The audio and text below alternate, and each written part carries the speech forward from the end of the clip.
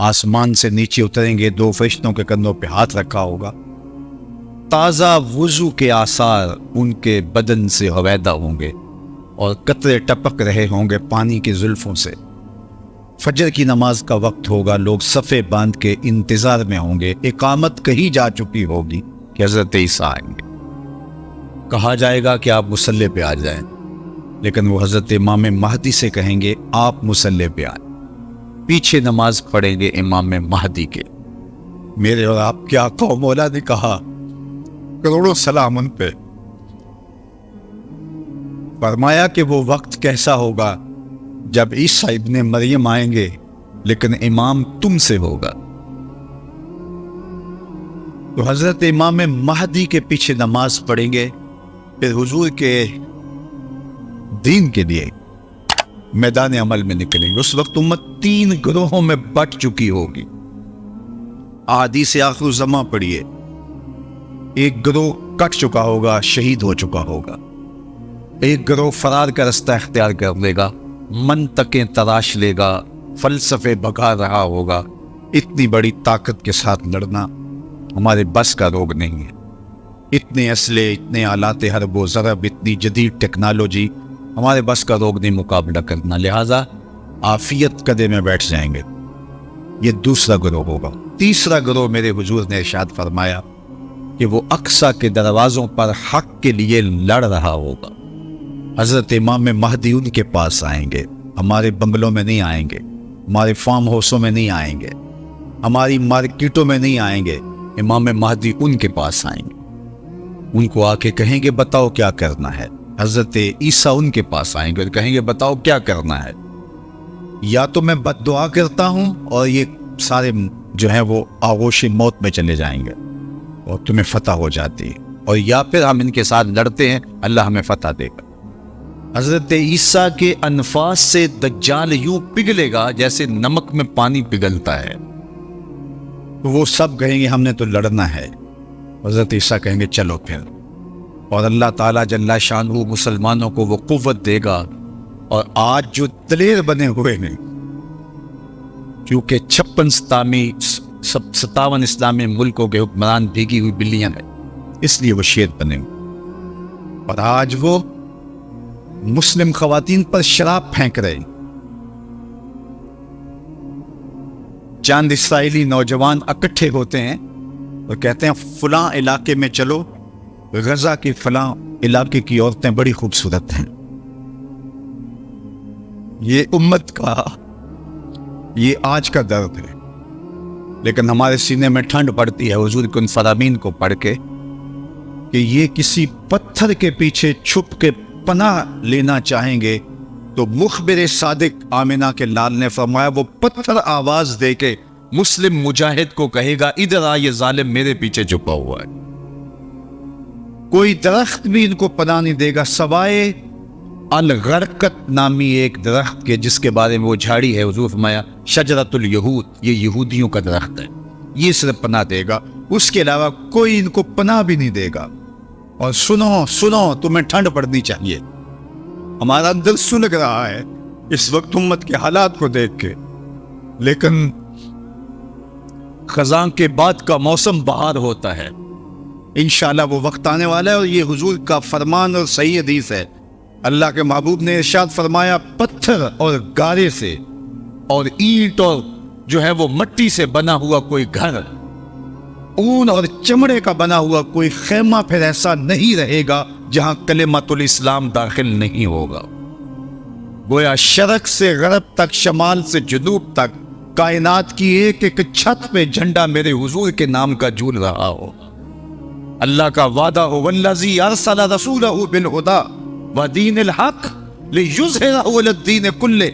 अल्लाह ने वादा किया कि दीन इस्लाम को मैं गालिब करके रहूंगा, रसूल को भेजा इसलिए है। और वो जमाना, वो वक्त देखेगा 40 साल तक खिलाफत अला मिनहाज नबुवा कायम रहेगी। हत्ता कि बकरी घाट के ऊपर पानी पी रही होगी तो शेर आएगा तो एक कोने में पानी पी के चला जाएगा, उसको हिम्मत नहीं होगी کہ بکری کو آنکھ اٹھا کے دیکھے کہ مسلمانوں کا خلیفہ بیٹھا ہوا ہے۔ 40 سال تک یہ امن قائم رہے گا اور پوری دنیا کے اوپر جھنڈے میرے حضور کے جھولتے رہیں گے۔ اور یہ وقت آنا ہے، میں نے اور آپ نے اپنی نسلوں کو بتا کے جانا ہے دجال کے بارے میں۔ صحابہ دجال کے بارے میں اپنی نسلوں کو یوں سکھاتے تھے جیسے قرآن کی آیتیں سکھائی جاتی۔ صحابہ کہتے ہیں حضور نے ہمیں دجال کے بارے بتایا اور تھوڑے فاصلے پر کھجور کا ایک جھنڈ تھا اور حضور بیان کر رہے تھے، اور اس طرح حضور نے کہا کہ بس وہ بہت جلد آنے والا ہے، تو ہمیں لگا کہ اس جھنڈ کے پیچھے ہوگا کہیں، ابھی نکل کے آ جائے گا۔ اس قدر صحابہ کو بتایا کہ بہت جلد دجال ظہور پذیر ہونے والا ہے، اور آج تو دجالی فتنے پوری طرح سے محو نفوذ ہیں، اور گلی گلی دجال اپنی تمام تر توانائی کے ساتھ مسلمانوں کو جو ہے وہ کیپچر کر رہا ہے۔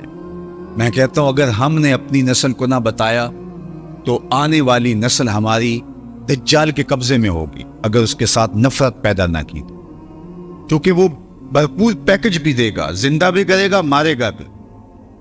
آج بھی لوگ کہتے ہیں جناب جو ہے وہ ہم نے اپنی معیشت بھی تو بچانی ہے، ہمارے ایوان بالا کے اندر قرارداد پیش کی کہ ہمیں بھی ڈالر چاہیے، تو وہ پیکج بھی دے گا اور دوسری جانب خوف بھی دے گا، اور بہت سارے لوگ دجال کے ساتھ کھڑے ہو جائیں گے، لیکن جن کے سینے میں ایمان کا چراغاں ہوگا وہ ٹکڑے ٹکڑے بھی کر دے گا، پھر بھی کلمہ حق نہیں چھوڑیں گے۔ ہم نے اپنے آپ کو اتنا مضبوط کرنا ہے، اپنی نسلوں کو اتنا مضبوط کرنا ہے، یہ کسی صورت کے اندر بھی دجال کے ساتھ کھڑی۔ یہ جو 30 جھوٹے نبوت کے دعوے دار ہیں، ان کو کذاب بھی کہا گیا، ان کو دجال بھی کہا گیا، اور دجال اعظم بڑا دجال وہ سب سے آخر میں آنے والا ہے، لیکن وہ اس کا استدراج تو ہوگا جو کچھ دیر چلے گا، لیکن حضرت عیسیٰ کے انفاس سے وہ پگھل جائے گا اور اللہ اسلام کا بول بالا کرے گا۔ تو آج نہیں تو کل اسلام کا بول بالا ہونے والا ہے۔ ان مشکل حالات میں تذبذب میں مبتلا نہیں ہونا، کمزوری میں نہیں آنا۔ یہ مشکل حالات ہیں اس وقت امہ کے اوپر، اور 56-57 اسلامی ملک جو ہے وہ ہتھیار پھینک چکے ہیں۔ یہ کل کا ہی آپ جنرل اسمبلی کا اجلاس اٹھا کے دیکھیے، کشمیر کی بات کی ہی نہیں گئی، چھوڑ دیا کشمیر کو، فلسطین کا بھی نام چھوڑ دیں کوئی پرواہ نہیں، زمانہ چھوڑ دیں۔ میں کہتا ہوں مالک وہ جو ڈٹے ہیں اقصیٰ کے دروازے پہ، ان کے حوصلے نہ ٹوٹنے دینا، ان کو سر بلند رکھنا، ان کو اونچا رکھنا، اور ان کے پیغام کا ابلاغ دنیا کے اوپر ہوگا، اور انشاءاللہ وہ وقت آنے والا ہے کہ پوری دنیا کے اوپر اسلام کا غلبہ ہوگا۔ ملیں گے سینہ چاکانے چمن سے سینہ چاک، بزم گل کی ہم نفس باد صبا ہو جائے گی، شبنم افشانی پیدا کرے گی میری سوز و ساز، اس چمن کی ہر کلی درداش نہ ہو جائے گی، آسماں سحر کے نور سے ہوگا آئینہ پوش، اور ظلمت رات کی سیما پا ہو جائے گی، شب گریزہ ہوگی آخر جلوائے خورشید سے، یہ چمن معمور ہوگا نغمہ توحید سے۔ انشاءاللہ ہم نے حصہ ڈالنا ہے اور دعا کرنی، اللہ اگر ہماری زندگی میں حضرت امام مہدی حضرت عیسیٰ آئے، اللہ ان کے لشکر میں شامل فرمانا، اور ہماری اولادوں یا اولادوں کی زندگی میں یہ سعادت ان کو نصیب ہو، تو اللہ وہ دجال کے ساتھ نہ کھڑے ہوں، وہ امام مہدی کے ساتھ کھڑے، حضرت عیسیٰ کے ساتھ کھڑے۔ اور انشاءاللہ مجھے یقین ہے کہ ہماری نسل دجال کے ساتھ نہیں کھڑی ہوں گی، ان کی روح اور دین کا نور ان کے سینے کے اندر انڈھیل گئے، اس کے 2 آنکھوں کے درمیان واضح طور پہ کافر لکھا ہوگا، جو مومن دیکھے گا بھی پہچانے گا بھی، اور جب پہچان لے گا پھر کوئی فرق نہیں پڑتا کہ اس کے ٹکڑے کیے جاتے ہیں، اس کے جسم کی بوٹیاں کی جاتی ہیں یا قیمہ کیا جاتا ہے، اس کو کوئی فرق نہیں پڑتا، وہ کھڑا ہو کے کہے گا کہ میں تیرے ساتھ نہیں ہوں، میں حضرت عیسیٰ کے لشکر میں شامل ہوں۔ اللہ جل شانہ کی بارگاہ میں آپ سارے لوگوں کی آمین کے ساتھ دعا ہے کہ اللہ اس امت کو غلبہ عطا فرمائے، اور ہمیں حضور علیہ الصلاۃ والسلام کے دین کا سچا سپاہی بنائے، اور دنیا آخرت کی بلائیاں ہمارا مقسوم کرے۔ اقبال کے سارے فلسفے کا رس نچوڑیں تو جو جوس نکلتا ہے، رس نکلتا ہے، وہ یہ ہے کہ محمد سے وفا تو نے تو ہم تیرے ہیں، یہ جہاں چیز ہے کیا لوح و قلم تیرے ہیں۔ اقبال کہتا ہے حضور سے وفا کر لو پھر قلم بھی تمہارے ہاتھ میں دے دیں گے، تختی بھی تمہیں ہی دے دیں گے، لوح بھی تمہیں پکڑا دیں گے، پھر تمہاری تقدیر کے فیصلے واشنگٹن میں نہیں ہوں گے بلکہ خدا بندے سے خود پوچھے گا بتا تیری رضا کیا ہے۔ انور نکالتے ہیں اور پہرے پر مامور اس صحابی کو ارشاد فرماتے ہیں کہ تم چلے جاؤ، میری حفاظت میرے رب نے اپنے ذمہ کرم پہ لے لی۔ سوال یہ ہے کہ جتنے بھی پیغمبر، نبی، رسول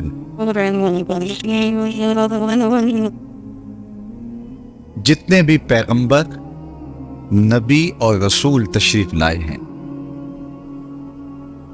اللہ جل شانہ کے سچے اور فرستادہ رسول اور پیغمبر تھے۔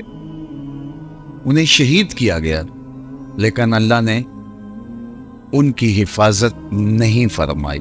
حضور بھی اللہ کے نبی ہیں لیکن اللہ نے اپنے محبوب کی حفاظت اپنے ذمہ کرم پہ لی اور کہا کہ محبوب تیری حفاظت ہمارے ذمہ رہی۔ تو یہ ایک دوسرا سوال ہے۔ قرآن بھی اللہ کی کتاب اور باقی کتابیں بھی جو اس سے پہلے نازل ہوئی وہ بھی اللہ کی کتاب۔ حضور اللہ کے رسول، باقی اس سے قبل جو رسول اور پیغمبر ہوئے وہ بھی اللہ کے فرستادگان، ان کی حفاظت اپنے ذمہ کرم پہ نہیں لی، حضور کی حفاظت اپنے ذمہ کرم پہ لی۔ اس کا جواب ہی ختم نبوت کی دلیل ہے، اور وہ یہ کہ اگر کسی کتاب میں تحریف راہ پا جاتی ہے تو کوئی بات نہیں، نئی کتاب اترنے والی ہے اور لوگوں کے لیے ہدایت کا سرچشمہ سوکھنے والا نہیں، نئی کتاب آنے والی ہے۔ کوئی بات نہیں، یہ کتاب میں تحریف راہ پا گئی ہے تو دوسری کتاب آئے، اس میں تحریف کر لی تیسری کتاب آئے، اس میں تحریف کر لی تو چوتھی کتاب آئے۔ قرآن کے بعد چونکہ کوئی کتاب نہیں ہے، فَبِأَيِّ حَدِيثٍ بَعْدَهُ يُؤْمِنُونَ، اس کے بعد تم کس پہ ایمان لاؤ گے؟ اگر اس میں بھی تحریف کی راہ پائی جاتی ہے تو پھر قیامت تک آنے والے انسانوں کے لیے ہدایت کا کوئی سرچشمہ نہیں ہوگا۔ تو قرآن کی حفاظت کا ذمہ اپنے ذمہ کرم پہ لینا اس بات کی دلیل ہے کہ قرآن کے بعد کوئی کتاب اترنے والی نہیں ہے۔ ایک پیغمبر کو شہید کر دیا جاتا ہے، کوئی بات نہیں، اس کی جگہ نیا پیغمبر آنے والا ہے، اتمام دین کرے گا، اتمام توحید کرے گا، اللہ کے پیغام کا ابلاغ کرے گا، رشد و ہدایت کا چشمہ سوکھے گا نہیں، اس کے ذریعے سے نور بٹتا رہے گا، اجالے پھیلتے رہیں گے۔ دوسرے نبی کو شہید کر دیا جاتا ہے، تیسرے نبی کو، لیکن حضور علیہ السلام کی حفاظت اللہ نے اپنے ذمہ کرم پہ لی کہ محبوب آپ نے اتمام دین کرنا ہے، اگر آپ کو نقصان پہنچ جاتا ہے تو پھر اتمام دین کون کرے گا؟ حضور علیہ السلام کی حفاظت کا اللہ کے ذمہ کرم پہ ہونا اس بات کی دلیل ہے کہ حضور کے بعد کوئی پیغمبر آنے والا نہیں۔ پس خدا بر ما شریعت ختم کر، بر رسول ما رسالت ختم کر۔ لیکن جعلی لوگ، دو نمبر لوگ اپنے آپ کو نبوت اور رسالت کے دعوے کے ساتھ سامنے لاتے رہیں گے، اور وہ اللہ کے محبوب نے پہلے ارشاد فرما دیا کہ میرے بعد 30 کے قریب دجال آئیں گے جو یہ دعویٰ کریں گے، یہ گمان کریں گے کہ ہم نبی ہیں، ہم رسول ہیں، لیکن فرمایا کہ میرے بعد کوئی رسول نہیں ہے، میں آخری نبی۔ تو مختلف ادوار کے اندر لوگ آتے رہے اور جنہوں نے ادعائے نبوت کیا۔ خود جناب رسالت مآب صلی اللہ علیہ وسلم کے زمانے میں مسیلمہ کذاب یمامہ کا ایک شخص اٹھا اور اس نے کہا کہ میں پیغمبر ہوں، اور 40,000 لوگ اپنے گرد اس نے جمع کر لیے، اور حضرت سیدنا صدیق اکبر رضی اللہ تعالی عنہ نے اس کے معارضے میں، اس کے مقابلے میں باقاعدہ فوج بھیجی۔ 13,000 کے قریب لشکر جا کے اس کا معارضہ کرتا ہے، اس کا مقابلہ کرتا ہے اور اسے شکست فاش دیتا ہے۔ और इस रास्ते के अंदर उस जंग में 1200 मुसलमान शहीद होते। अगर आपकी तवज्जो मेरी जानिब मबजूल हो और गौर और तदब्बर के साथ सुनने का मिजाज अगर आप रखते हैं तो बहुत गौर व फिक्र के साथ सुनने की बातें हैं कि 27 जंगें हुजूर ने लड़ी हैं अपनी ज़िंदगी में हयात तैयबा। 10 साला ज़िंदगी जो मदनी है उसमें 27 जंगें हुई। उन 27 जंगों के अंदर जो टोटल नुकसान हुआ है जानों का, जो शहादतें हुई हैं मुसलमानों की, उनकी तादाद 1000 से भी कम है।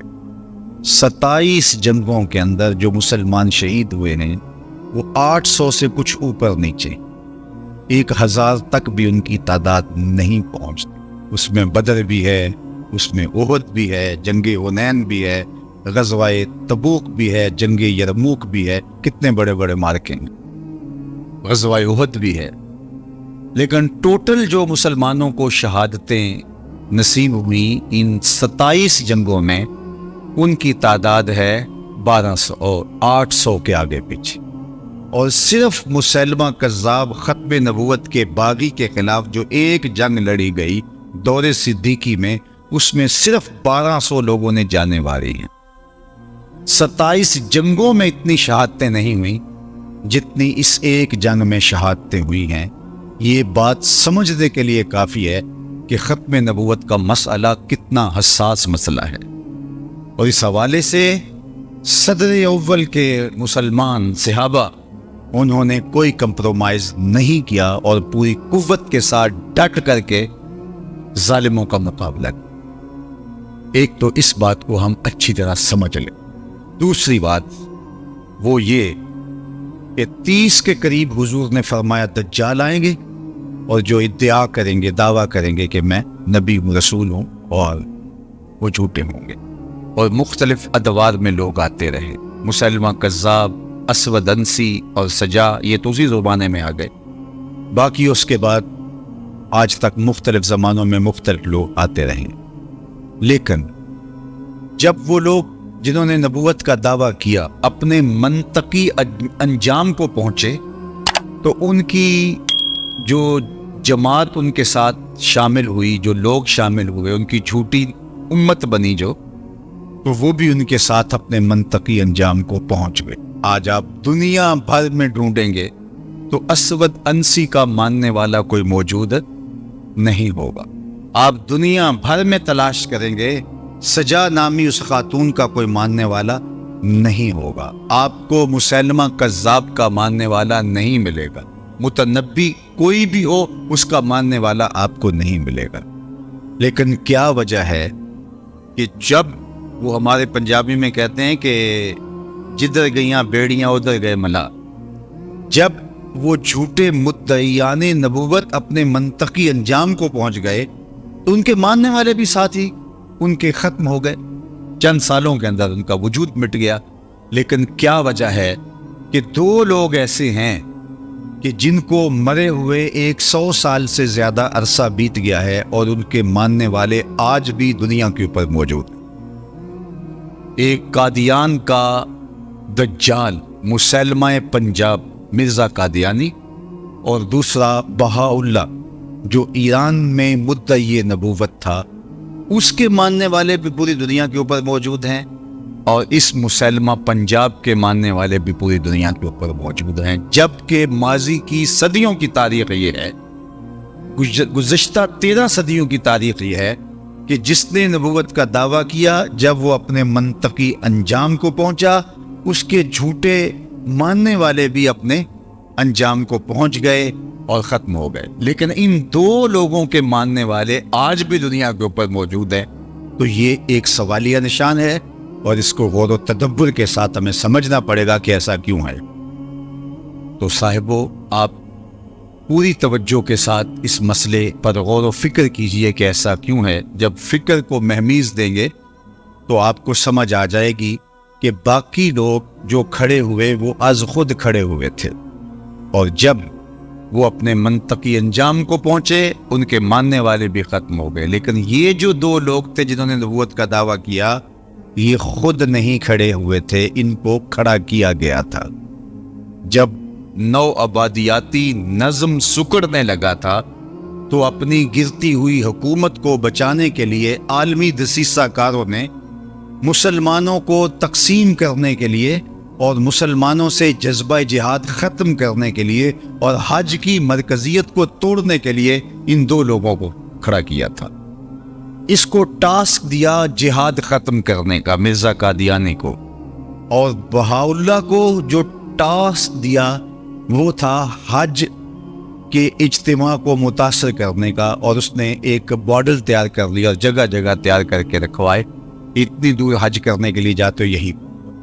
اور یہ خود کہتا ہے کہ میں نے جہاد کی ممانعت پر، ترک پر اتنا لکھا ہے کہ اگر اس کو جمع کرنا ممکن ہو تو 50 الماریاں کتابوں سے، پمفلٹوں سے بھر جائیں جو میں نے جہاد کے خلاف لکھا ہے اور اطراف و اکناف عالم میں پھیلایا ہے۔ تو اس کو ٹاسک دیا گیا تھا کہ مسلمان کے سینے سے جہاد کو ختم کیا جائے، چونکہ انگریز نے حکومت چھینی تھی مسلمانوں سے۔ ہندو تو پہلے بھی غلام تھے، اب وہ ان کے غلام ہو گئے، انہیں ہندوؤں سے ڈر نہیں تھا، انہیں ڈر تھا مسلمانوں سے۔ فروغ آدم خاکی سے انجم سہمے جاتے ہیں کہ یہ ٹوٹا ہوا تارا مہ کامل نہ بن جائے، اس لیے وہ قوت جسے جہاد کہتے ہیں اس کو ختم کرنے کے لیے مرزا غلام محمد قادیانی کو کھڑا کیا گیا، اور اس کی جتنی بھی تحریرات ہیں آپ پڑھ کے دیکھیں تو اس میں اس نے جہاد کے خلاف بات کی ہے کہ یہ نہیں ہونا چاہیے، یہ قلم کا زمانہ ہے، جہاد کا زمانہ نہیں ہے۔ اگرچہ امت مسلمہ نے اس کو مسترد کر دیا اور وہ بدترین موت مر گیا، لیکن چونکہ جنہوں نے کھڑا کیا تھا وہ تو آج بھی ان کی سرپرستی کر رہے ہیں، لہٰذا ان کے ماننے والے آج بھی موجود ہے۔ اس دور کے اشرافیہ نے مانا تھا، کیونکہ تاج برطانیہ کے زیر سایہ یہ پودا کاشت کیا گیا تھا اور ان لوگوں کو اس کے سائے میں لا کے بٹھایا گیا تھا، تو اس دور کے اشرافیہ نے مانا تھا اور اس کو اپنا معاذ اللہ پیغمبر کہا تھا، اور آج بھی مغرب دھڑا دھڑ ان کو ویزے دیتا ہے، جبکہ آج ان ممالک کا ویزا لینا کار دارت، لیکن ان کو 1 سیکنڈ میں ویزا مل جاتا ہے، اور وہ اس لیے کہ ان کے سرپرست جو ہے وہ ان کو جو ہے وہ راستہ دیتے ہیں اور ان کو حفاظتوں کا حصار دیتے ہیں اور ان کو تکریم دیتے ہیں۔ اس لیے آج بھی پاکستان کے اندر 1 سال میں محتاط اندازے کے مطابق 10,000 لوگ 1 سال میں بیرون ملک جانے کے لیے اپنے آپ کو مرزائی لکھ رہے ہیں، اور مرزائی لکھنے کا مطلب مرزائی ہو جانا ہے۔ اگر کوئی شخص کہتا ہے کہ چلو کوئی بات نہیں، میں اوپر سے لکھ رہا ہوں، شریعت کے حکام ظاہر پہ ہوتے ہیں، وہ مرزائی ہو جاتا ہے۔ اور ہمارے قریب ایک واقعہ ہوا کہ ایک شخص نے بیرون ملک جانے کے لیے کاغذ بھرے اور اس کے اوپر مرزائی لکھا، لیکن ابھی جا نہیں سکا تھا، وہ بدبخت کہ موت کی گھاٹ اتر گیا اور اللہ کی گرفت میں آ گیا۔ تو اس کے خاندان والوں نے کہا کہ چونکہ یہ تو ایک طریقہ تھا باہر جانے کا، اسے مسلمانوں کے قبرستان میں دفن کر دیا گیا، لیکن پھر بعد میں وہ مسلمانوں کے احتجاج کی وجہ سے اس کو اکھاڑ کر کے مسلمانوں کے قبرستان سے نکالا۔ تو یہ بات ذہن میں رکھیے گا کہ یہ خود کاشتہ پودا نہیں ہے، بلکہ یہ یہودیت کا کاشت کیا ہوا پودا ہے۔ اس لیے علامہ اقبال نے کہا تھا کہ مرزائیت یہودیت کا چروا ہے، اور کسی نے کہا تھا کہ یہ اسلام کے بھی دشمن ہیں اور پاکستان کے بھی دشمن، اور انہوں نے ہمیشہ اسلام کو نقصان پہنچایا اور انہوں نے ہمیشہ پاکستان کو نقصان پہنچایا۔ لیکن دنیا کی تاریخ کا یہ انوکھا باب ہے کہ پاکستان کی نیشنل اسمبلی میں ان کو قانوناً پاکستان کے آئین اور دستور کے مطابق کافر ڈکلیئر کیا گیا، لہٰذا انہوں نے اس کو مانا نہیں، تسلیم نہیں کیا اور در بدری کی ٹھوکریں کھا رہے ہیں اور ذلیل و رسوا ہو رہے ہیں۔ لیکن یہ قانون باقی رہے گا، آئے دن چھیڑ چھاڑ کی جاتی ہے اور یہ کوشش کی جاتی ہے اور لوگوں کے دل میں ان کا جو ہے وہ ان کو مظلوم بنا کے پیش کیا جاتا ہے کہ یہ بھی تو اس ملک کے باسی ہیں، ان کو بھی حق ہونا چاہیے اور یہ حکومت فیصلہ واپس لے لے کسی طرح سے یا اس کے اندر کوئی ترمیم کر لی جائے۔ لیکن میں کہتا ہوں کہ آسمان تو پھٹ سکتا ہے، زمین کے ٹکڑے تو ہو سکتے ہیں، چاند بے نور ہو سکتا ہے، سورج بے نور ہو سکتا ہے، لیکن مرزائی کل بھی کافر تھے، مرزائی آج بھی کافر ہیں اور مرزائی کل بھی کافر رہے۔ مرزائی کبھی بھی جو ہے وہ اس دائرے سے نہیں نکل سکتے، کیونکہ جو حضور کے ختم نبوت کا منکر ہے وہ کافر ہے۔ دوسری بات آپ کی توجہ چاہوں گا، اللہ آپ کے جذبوں کو سلامت رکھے، لیکن میں چاہوں گا کہ زیادہ سے زیادہ آپ اس مسئلے کو سننے کی کوشش کریں۔ نعروں کا ذوق آخر میں، بعد میں یا اس سے پہلے بھی میرا خیال آپ پورا کر چکے ہوں گے، بس میری گفتگو کی طرف آپ کی توجہ رہے۔ تو یہ جہاد کے خلاف ایک عملی تحریک تھی اور اس کی سرپرستی ان لوگوں نے کی جن کو جہاد سے خطرہ تھا، اور یہ وہی لوگ تھے جنہوں نے مسلمانوں سے حکومت چھینی تھی۔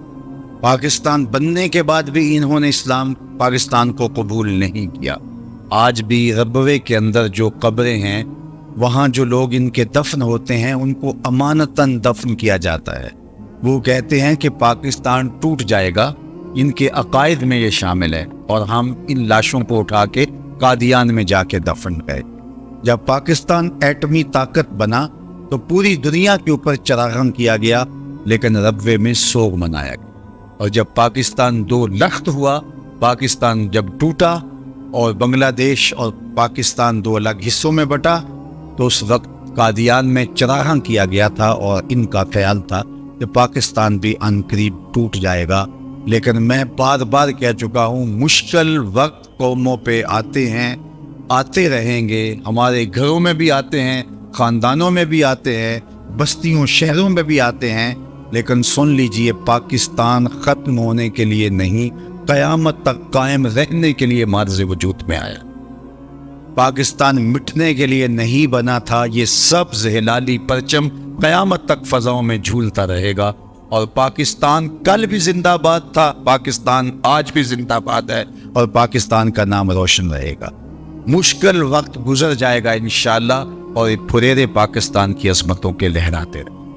تیسری بات، اور میری گفتگو اختتام کی طرف چلی جائے گی، کہ جہاد کے خاتمے کے لیے یہ سارا ڈرامہ رچایا گیا تھا۔ بہاؤاللہ کی جو تحریک تھی وہ حج کے خاتمے کے لیے وہ ڈرامہ رچایا گیا تھا، اور یہاں جہاد کے لیے، لیکن جہاد ختم ہونے والا نہیں ہے۔ میرے اور آپ کے آقا و مولا مخبر صادق، ہمارے ماں باپ ان پہ قربان، آپ نے کہا تھا جہاد قیامت تک جاری رہے گا، تھوڑے لوگ ہوں گے لیکن لڑتے رہیں گے، اور فرمایا اقصی کے دروازوں پر لوگ موجود رہیں گے جو جہاد کا پرچم اٹھائے رکھیں گے۔ اور آج اقصی کے دروازوں پر لڑنے والے غزہ کے ان مجاہدوں کو ہم سیلوٹ کرتے ہیں، سلام پیش کرتے ہیں کہ پوری دنیا نے ان کا ساتھ چھوڑ دیا اور کفر اسرائیل کے ساتھ آ کے کھڑا ہو گیا۔ اپنے سرکاری جہاز میں بیٹھ کے بھی برطانیہ کا وزیر اعظم پہنچ سکتا تھا اسرائیل میں، لیکن اس نے ترجیح دی جنگی جہاز میں بیٹھ کر کے وہاں پہنچنے کی، اور اس نے عملاً بتایا بھی اور کہا بھی کہ میں اس لیے جنگی جہاز میں جا رہا ہوں اسرائیل، تاکہ ان کو میں بتا سکوں کہ ہم ہر طرح سے تمہارے ساتھ ہیں۔ لیکن 56-57 اسلامی ملکوں میں کوئی ایک بھی نہیں گیا جو غزہ کے یتیموں کے سر پہ ہاتھ رکھ سکے کہ ہم بھی تمہارے ساتھ ہیں۔ لیکن غزہ کے مجاہدوں، تمہیں سلام ہو، تمہیں آمنہ کا لال دیکھ رہا ہے۔ سنو، میرے حضور نے ارشاد فرمایا، والذی ارشاد فرمایا حضور نے کہ قرب قیامت میں جب دجال آئے گا، ابھی تو دجال کا ظہور ہونے والا ہے، دجالی قوتوں کا ظہور ہے، لیکن فرمایا قرب قیامت میں جب دجال آئے گا تو میرے غلام اس کے مقابلے میں نکلیں گے، حق کے راستے پہ اپنا سب کچھ کٹوانے کے لیے۔ سنو، صحاح کی روایت ہے، انی لعارف اسماءہم، میں اپنے ان غلاموں کو نام بنام جانتا ہوں، واسماء آبائہم، ان غلاموں کے ماں باپ کے ناموں کو بھی جانتا ہوں۔ کہانی ختم نہیں ہوئی، وَأَلْوَانَ خُيُولِهِمْ، جن سواریوں پر چڑھ کے جہاد کریں گے میں محمد ان سواریوں کے رنگوں کو بھی جانتا ہوں۔ کون سا غلام، کس کا بیٹا کس رنگ کی سواری پہ بیٹھ کے جہاد کرے گا، حضور فرمایا میں پہچانتا ہوں۔ غزہ والو تمہیں مبارک ہو، تجھے آمنہ کے لال پہچان رہے ہیں۔ زمانہ تمہیں چھوڑ دے، تمہیں پرواہ نہیں ہونی چاہیے، اس لیے کہ آمنہ کے لال تمہیں پہچانتے بھی ہیں، تمہیں جانتے بھی ہیں، اور جن سواریوں پہ تم جہاد کر رہے ہو ان سواریوں کے رنگوں کو بھی پہچان، اور یہ جہاد کبھی ختم نہیں ہوگا۔